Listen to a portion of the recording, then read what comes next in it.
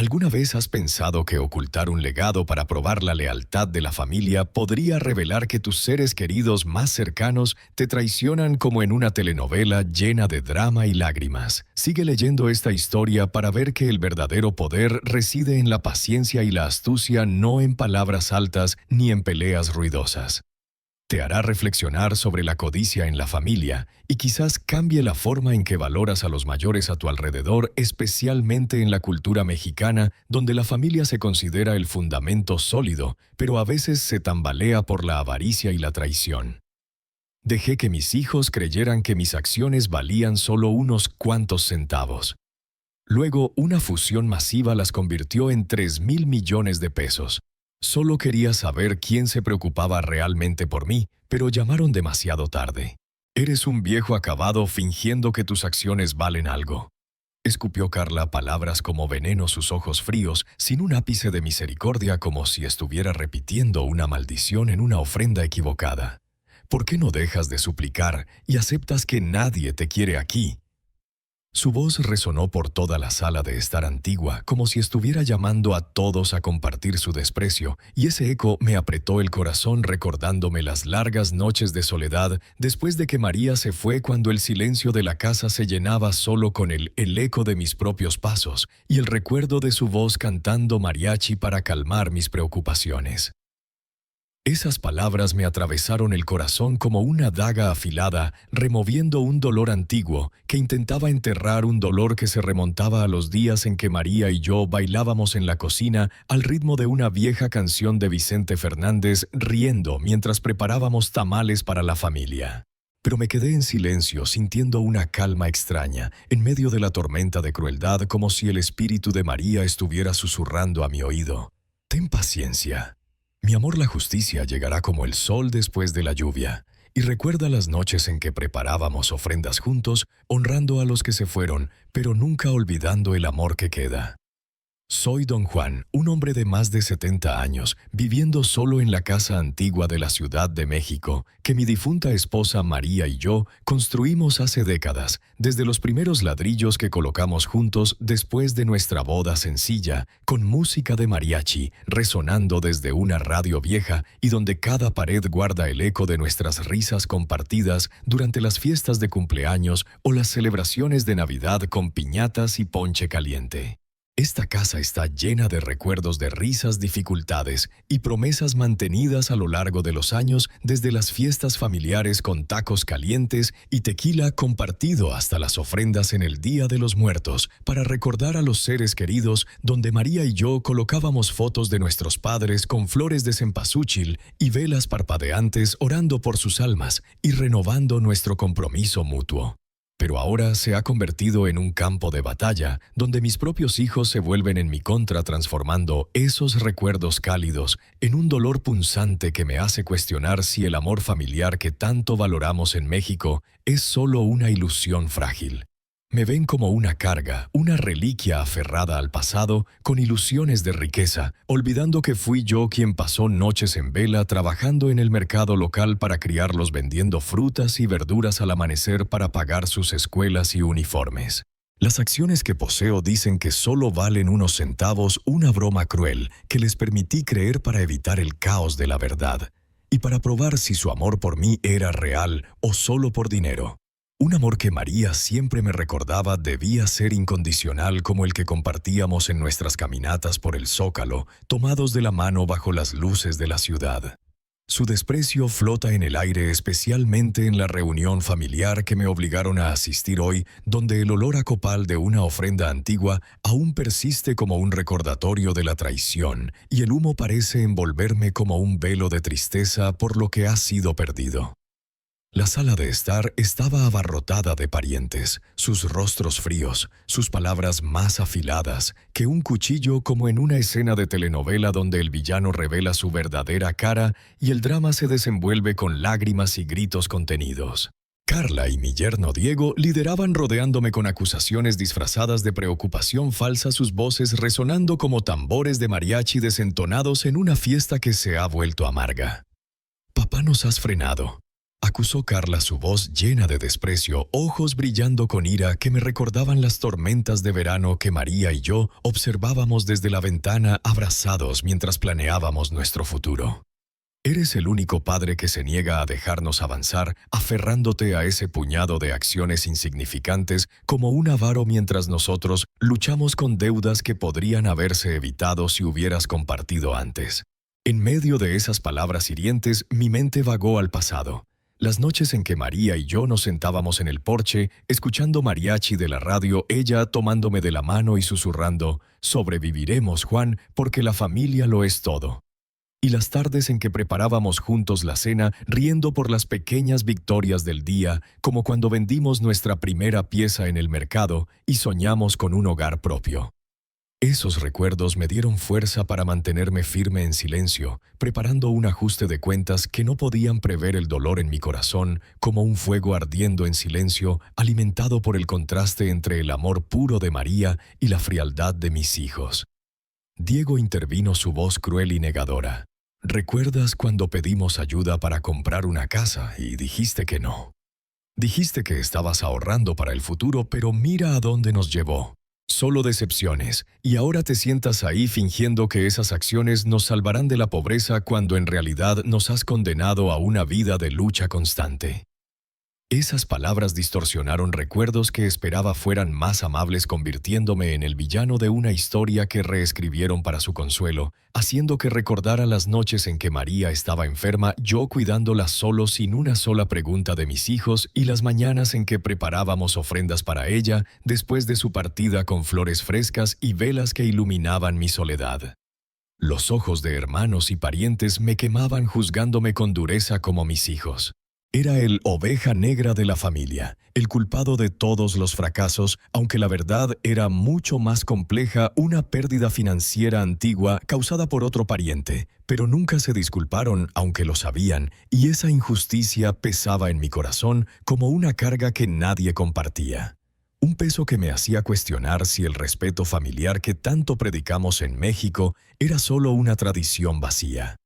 No veían las noches que trabajé en 2 empleos para poner comida en la mesa, los sacrificios silenciosos para darles una vida mejor desde vender en el mercado hasta reparar piezas para ahorrar para su futuro, y las fiestas de cumpleaños donde María y yo ahorrábamos para comprarles regalos simples pero llenos de amor como una piñata rellena de dulces caseros.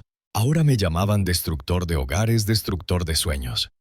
Un viejo tonto que valora unos centavos más que la sangre de su sangre, y sus risas burlonas me recordaban a María, quien siempre decía, la familia es el lugar al que regresas, no donde compites.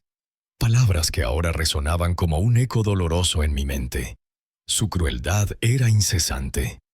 Piensas que las acciones te salvarán, pero son inútiles, se burló Carla. Igual que tú, un viejo perdido que nadie necesita. El peso de esas palabras amenazaba con aplastarme, pero me mantuve firme, las lágrimas contenidas, porque sabía que detrás de este dolor estaba la fuerza de los recuerdos con María. Dentro de mí estaba preparando una batalla que no veían venir mi corazón, latiendo como los tambores en una fiesta caótica, lleno de una mezcla de tristeza y determinación. Durante años les permití creer que las acciones no valían nada, solo unos centavos sin valor. Lo hice a propósito. Era un escudo, una forma de mantener alejados a los buitres, evitando disputas interminables y demandas incesantes, y al mismo tiempo probando si su amor por mí era real o solo por beneficios.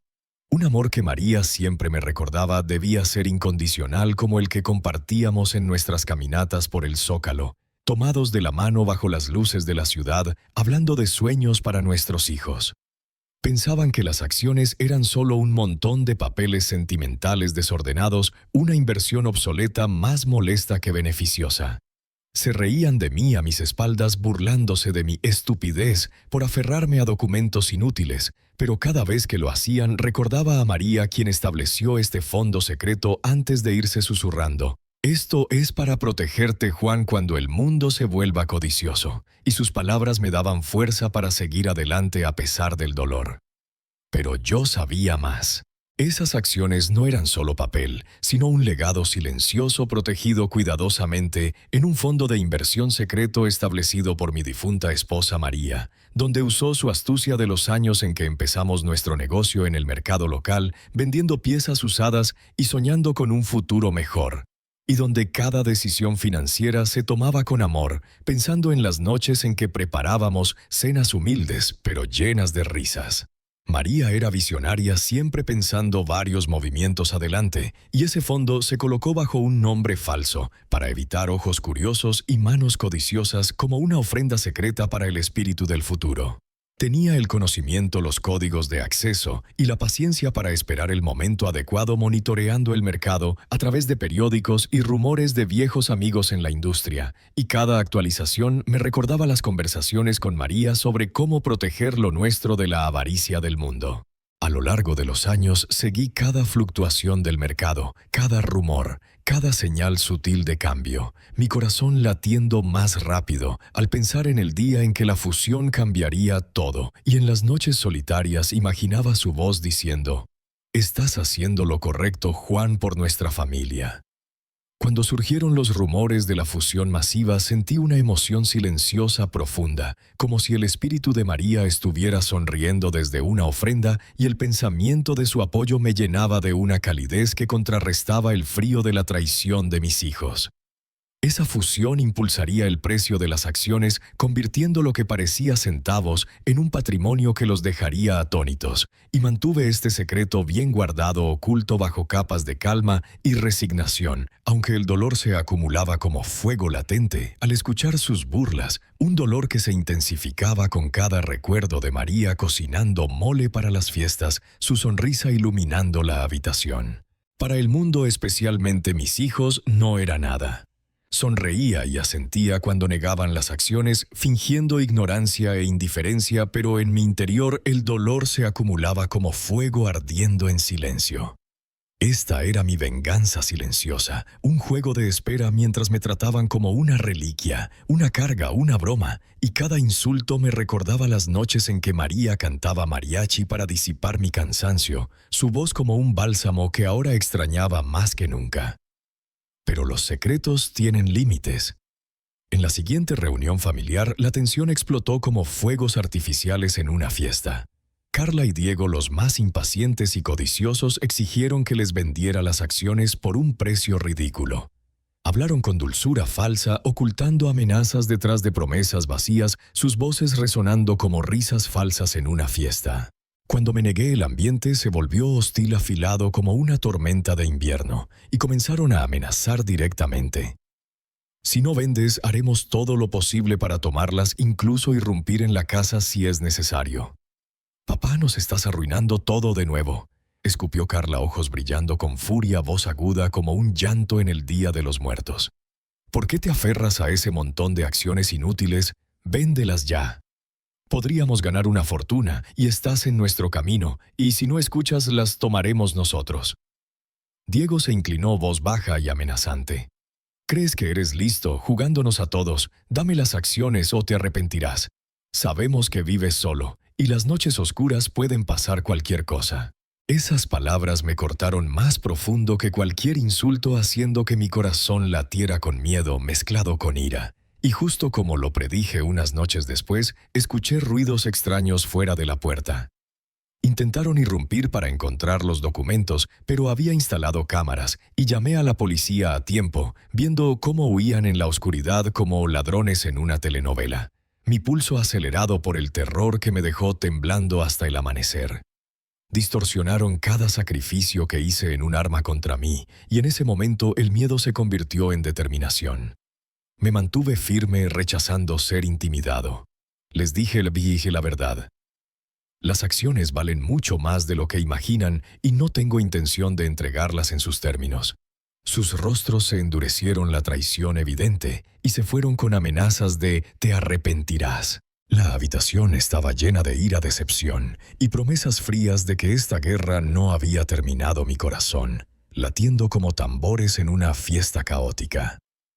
Sabía entonces que mi secreto era tanto una amenaza como una salvación, Y la familia que una vez amé se había convertido en mi mayor enemigo, con acciones dramáticas como irrumpir haciendo que tuviera que instalar cerraduras nuevas y dormir inquieto, el miedo acechando como un fantasma en la noche.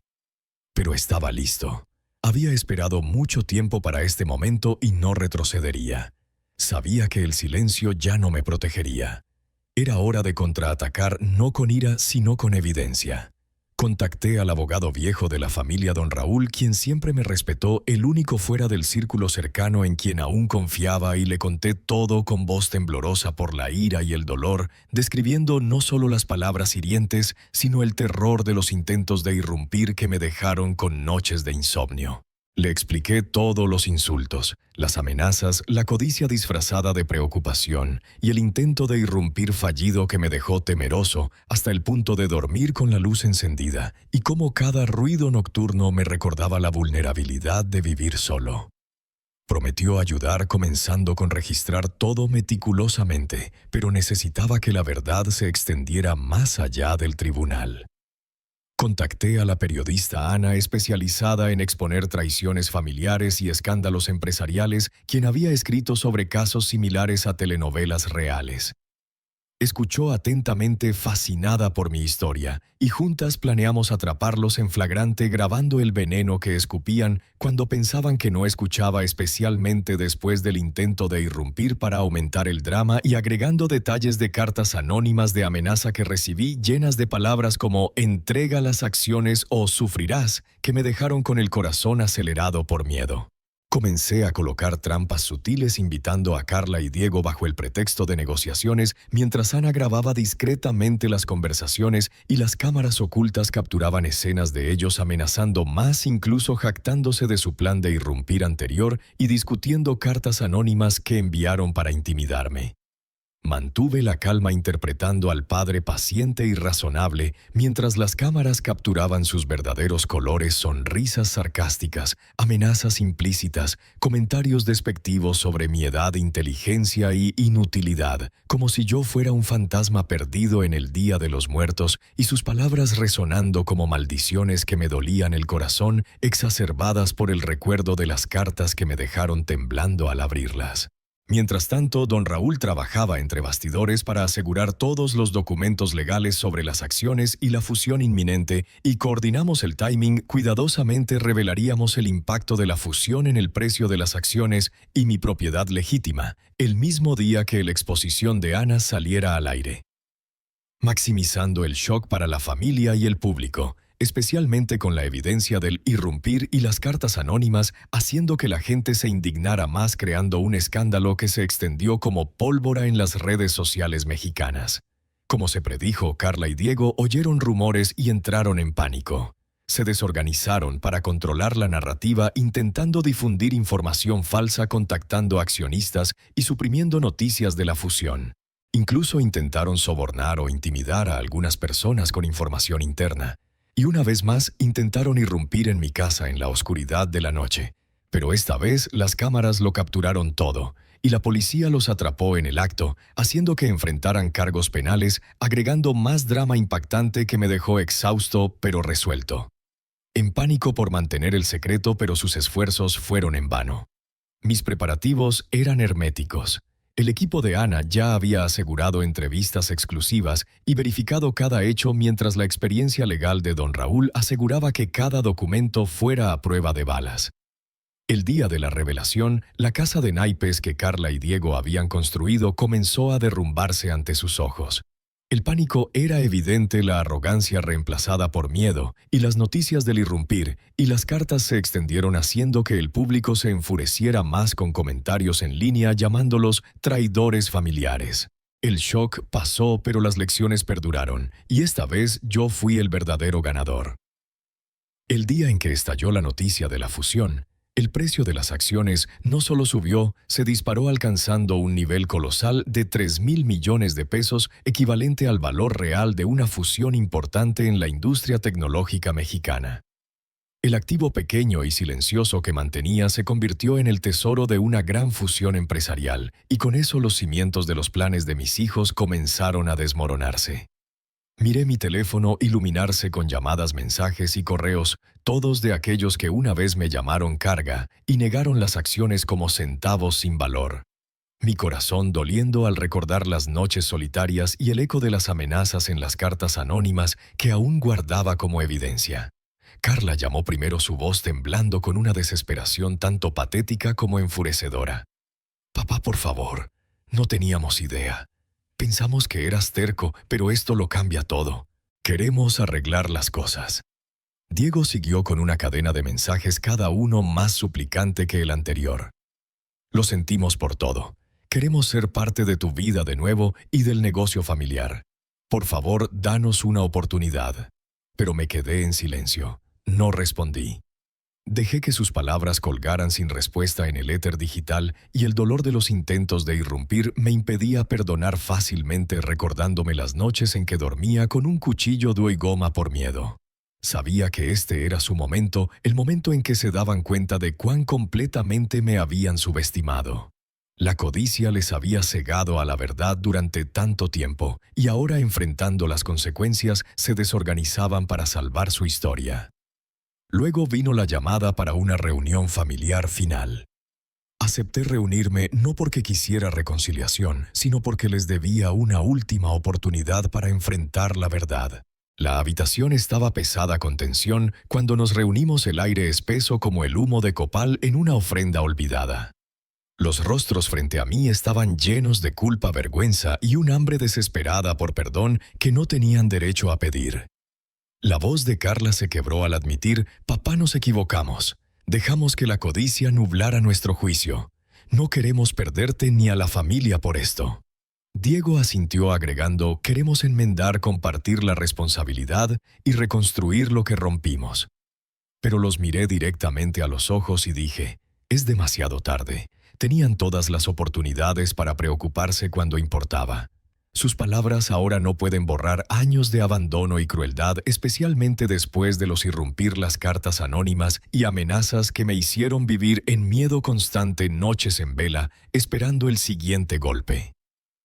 La habitación se quedó en silencio, el peso de mis palabras asentándose como un veredicto final. Esto no era solo sobre dinero. Era sobre respeto, confianza y el amor genuino que nunca mostraron. Las acciones eran mías, sí, pero más importante, mi dignidad fue reclamada. Les dije: esta familia no se construyó sobre codicia o derechos. Se construyó sobre sacrificios que se negaron a honrar. Las acciones ya no son suyas, pero mi amor y perdón permanecerán para siempre fuera de su alcance. Al salir de esa habitación sentí un cierre profundo. Habían perseguido la fortuna demasiado tarde y yo había reclamado mi paz en mis propios términos. El shock pasó, pero las lecciones perduraron y esta vez yo fui el verdadero ganador. Después de la confrontación final, tomé acción legal decisiva.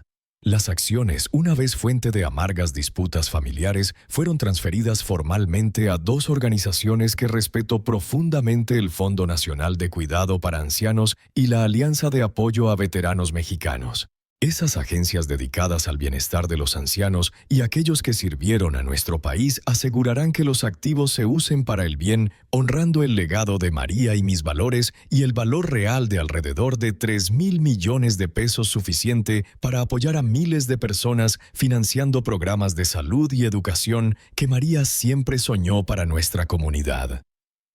Mis hijos no recibieron herencia de estas acciones ni un solo peso. Lo dejé claro en los documentos legales que esto era intencional. No quería nada que ver con su codicia ni migajas esparcidas en un camino pavimentado con traición. La noticia de la transferencia se extendió rápidamente por la comunidad y más allá, y las cartas anónimas que enviaron se convirtieron en evidencia con Jai Lamtang Sufanno.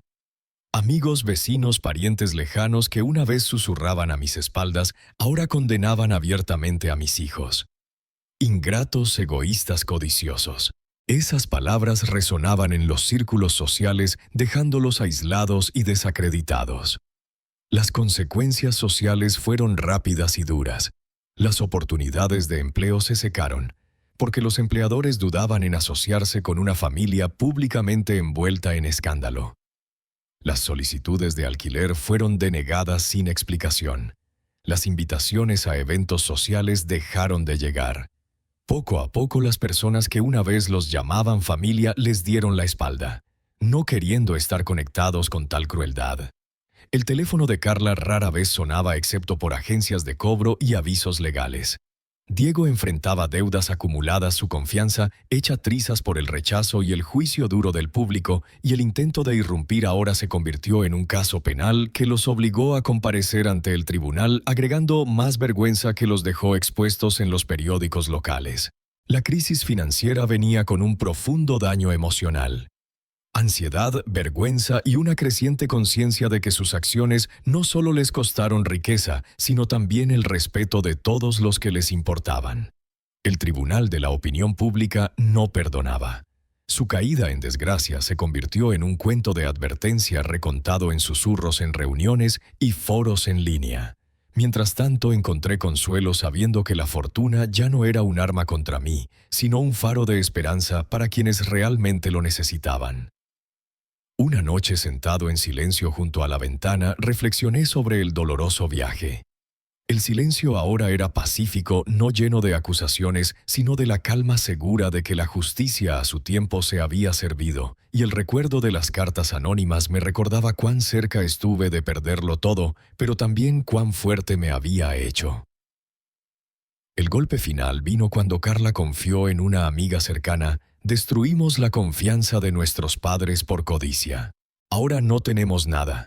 Sin dinero, sin familia, sin futuro. Y con eso la historia de su caída estaba completa. Una consecuencia adecuada para aquellos que eligieron codicia en lugar de amor, ignorancia, en lugar de gratitud e ingratitud en lugar de familia. Yo, don Juan, había reclamado mi vida no con venganza sino con integridad. Y esa verdad valía más que todas las acciones del mundo, un legado que María estaría orgullosa de ver florecer.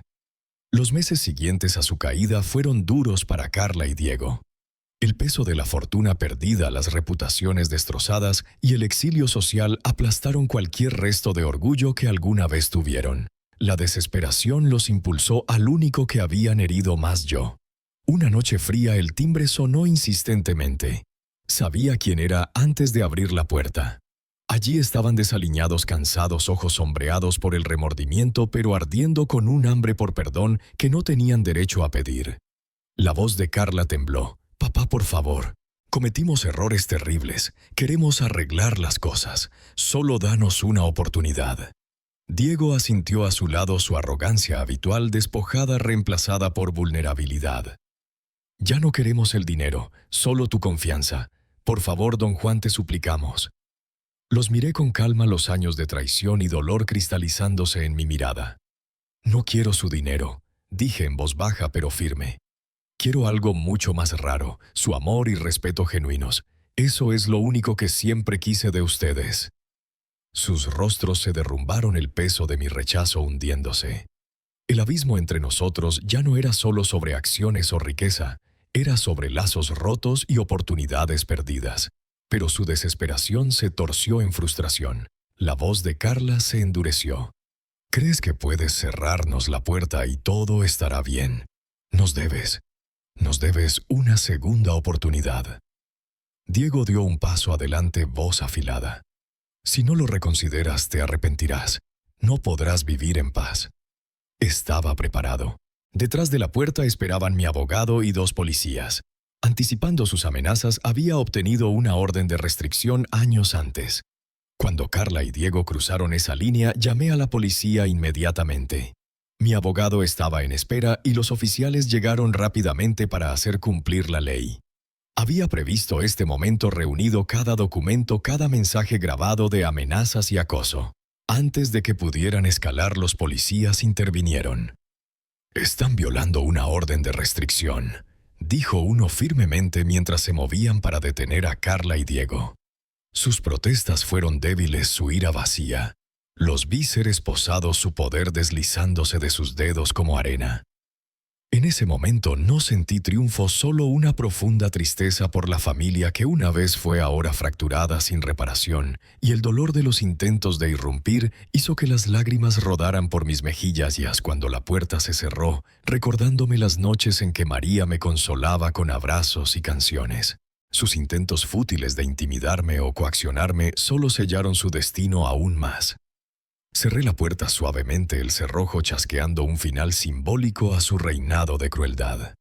En el silencio me susurré a mí mismo: nunca quise esta guerra, solo quería ser amado. Pero el amor, me di cuenta, se gana, no se exige. Y a veces la parte más difícil de la victoria es aprender a vivir sin aquellos que una vez llamaste familia. Dejé la tormenta atrás. Dejé la amargura, las disputas interminables y las palabras vacías de aquellos que una vez se autodenominaron mis hijos, y el eco de las cartas anónimas se desvaneció como humo de copal. Encontré refugio en una pequeña casa pacífica, acurrucada en un barrio tranquilo, donde los únicos sonidos eran el canto de los pájaros y la brisa suave susurrando a través de los árboles. No se parecía a las grandes mansiones que una vez intenté retener, pero era mía, verdaderamente mía. Y eso hacía toda la diferencia. Aquí planté flores en el patio delantero, rosas y lavanda, que florecían brillantes bajo el suave sol mexicano, y cada pétalo me recordaba a María, quien solía plantar flores para preparar ofrendas, y ahora en cada Día de los Muertos preparo una para ella con más amor, rodeado de nuevos amigos que comparten el ritual conmigo.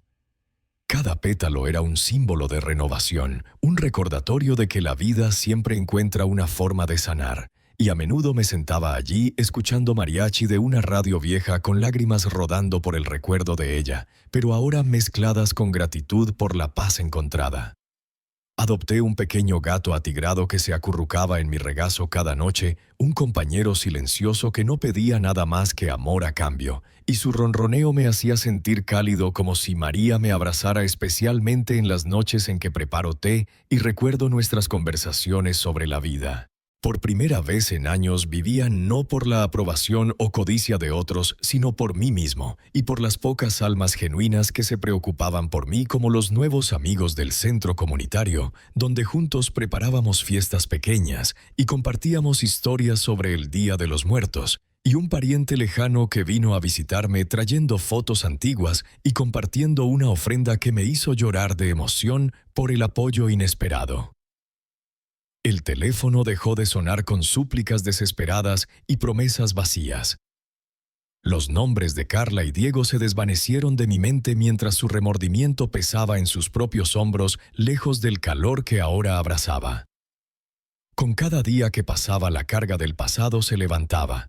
Ya no estaba encadenado por sus juicios, acusaciones o frialdad. Las heridas de años de traición sanaban bajo el cuidado gentil de la soledad y la bondad. Encontré una fuerza silenciosa en simplemente vivir libre, para reír sin miedo, libre para respirar sin dolor, libre para descansar finalmente, y a veces participaba en fiestas locales donde la música de mariachi resonaba, haciendo que bailara ligeramente, sintiendo la alegría regresar.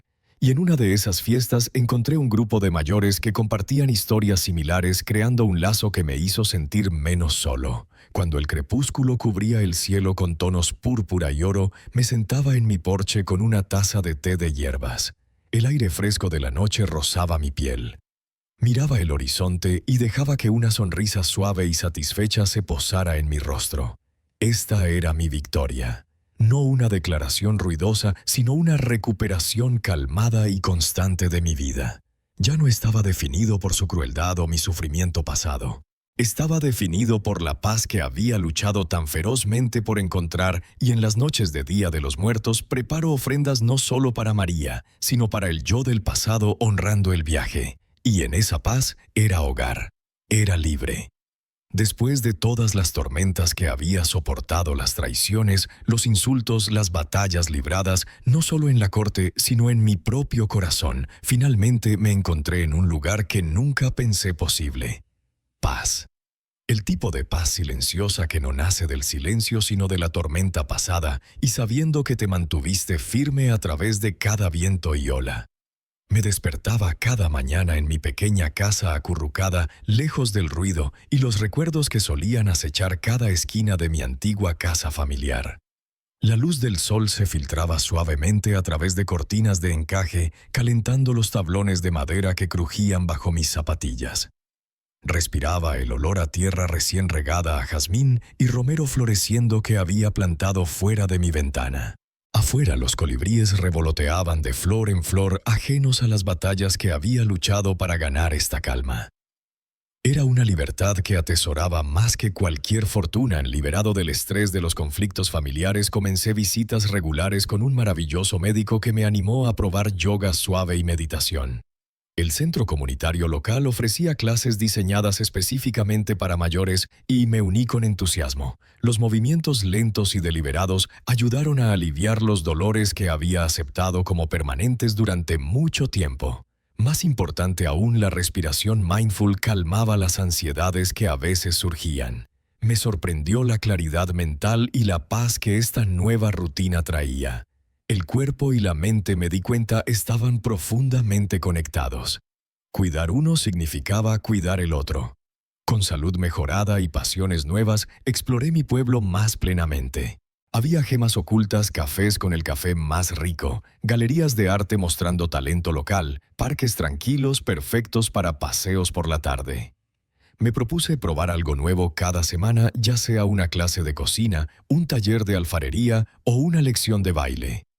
La emoción de aprender, de salir de mi zona de confort, trajo una excitación que no había sentido en años.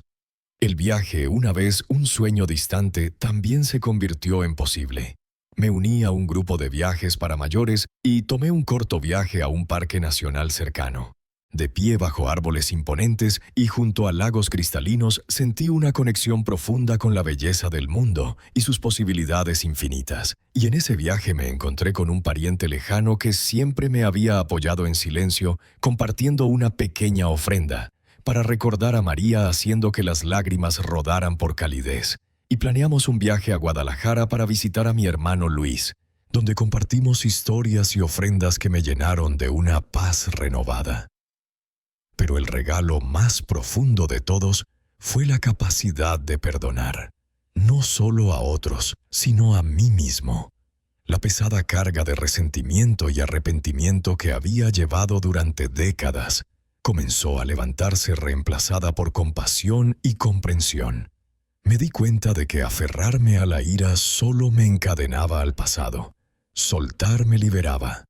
El perdón no significaba olvidar el dolor o excusar a quienes me habían herido. Significaba reclamar mi paz y elegir la alegría sobre la amargura.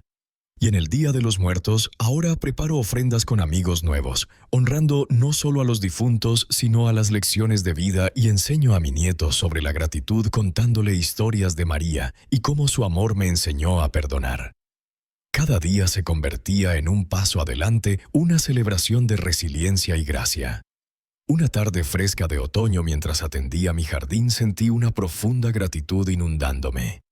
La vida no había resultado como una vez planeé o esperé, pero me había dado algo precioso, una segunda oportunidad. Ya no estaba definido por la pérdida o la traición. Estaba definido por el amor que había encontrado, las amistades que había nutrido y la fuerza que había descubierto dentro de mí. En este nuevo capítulo abracé los regalos inesperados, la risa de amigos, la calidez de la familia. Elegida la alegría del descubrimiento y la libertad de la autoaceptación. Y cuando las hojas doradas bailaban en la brisa y el cielo nocturno ardía con color, a menudo enseñaba a mi nieto de un pariente lejano sobre la gratitud a través del Día de los Muertos, preparando juntos ofrendas y contando historias sobre María, haciendo que mi corazón se calentara al ver a la nueva generación aprender de los errores del pasado. Y cuando las hojas doradas bailaban en la brisa y la noche llegaba radiante de color, sonreía sabiendo que esta vida, mi vida, era exactamente lo que necesitaba desde hace mucho. Lección aprendida y mensaje. Esta historia nos enseña que la codicia puede destruir los lazos familiares más sagrados, como en las telenovelas mexicanas llenas de drama, de traición y lágrimas. No dejes que nuble la gratitud y la empatía. Recuerda, El verdadero poder reside en la paciencia, la astucia y la capacidad de perdonarte a ti mismo, no en el dinero ni en las disputas. Si ves a alguien siendo borrado por la codicia, habla, porque un día podría ser tú. Y para quienes sufren, no te rindas. Espera y actúa con astucia, porque el legado que construyes como una ofrenda en el Día de los Muertos te protegerá y traerá una paz verdadera.